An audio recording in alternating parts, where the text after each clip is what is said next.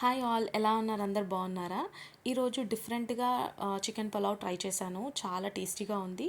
మీరు కూడా ట్రై చేయండి, చాలా బాగుంటుంది. ముందుగా చికెన్ తీసేసుకొని నీట్గా కడుక్కొని ఉప్పు, కారం, పసుపు, ధనియాల పౌడర్ అండ్ చికెన్ మసాలా ఏమన్నా ఉంటే మీరు యాడ్ చేసుకోండి. నేనైతే యాడ్ చేయలేదు.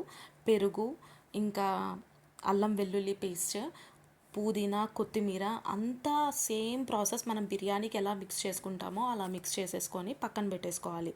పక్కన పెట్టుకొని మనం ఏ గిన్నెలో అయితే మనం పులావ్ వండుకుంటున్నాం గిన్నె పెట్టేసుకొని మనకి బ్రౌన్ ఆనియన్స్, మనం వేయించుకున్న ఆనియన్స్ ఉంటాయి కదా, దాని ఆయిల్ మిగులుతుంది కదా, ఆయిల్ వేసేసుకొని బిర్యానీ స్పైసెస్ అన్నీ వేసేసుకొని ఈ చికెన్ మనం కలిపి పెట్టుకున్న చికెన్ కూడా అందులో వేసేసుకొని కొద్దిసేపు ఉడికించుకోవాలి. ఉడికేటప్పుడు పచ్చిమిర్చి కూడా యాడ్ చేసేసుకోవాలి. యాడ్ చేసుకున్న తర్వాత ఒక 60% అట్లా ఉడికిన తర్వాత, 50-60% ఉడికిన తర్వాత బ్రౌన్ ఆనియన్స్ కూడా యాడ్ చేసేసుకోవాలి ఉడికేటప్పుడు.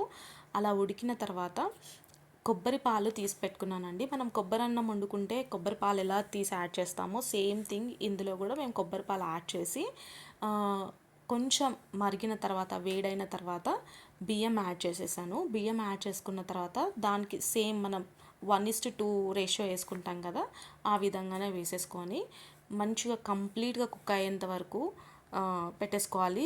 మనం ఫ్లేమ్ అడ్జస్ట్ చేసుకోవాలి. అడ్జస్ట్ చేసుకొని కంప్లీట్గా అయితే కుక్ అయిన తర్వాత టేస్ట్ మాత్రం చాలా బాగుందండి, సూపర్గా ఉంది. ఒకసారి మీరు కూడా ట్రై చేసి కామెంట్ చేయండి నాకు. మీకు ఈ రెసిపీ నచ్చినట్లయితే లైక్, షేర్, సబ్స్క్రైబ్ చేసుకోండి నా ఛానల్ని ఇంకా రెసిపీస్ కోసం. Thank you.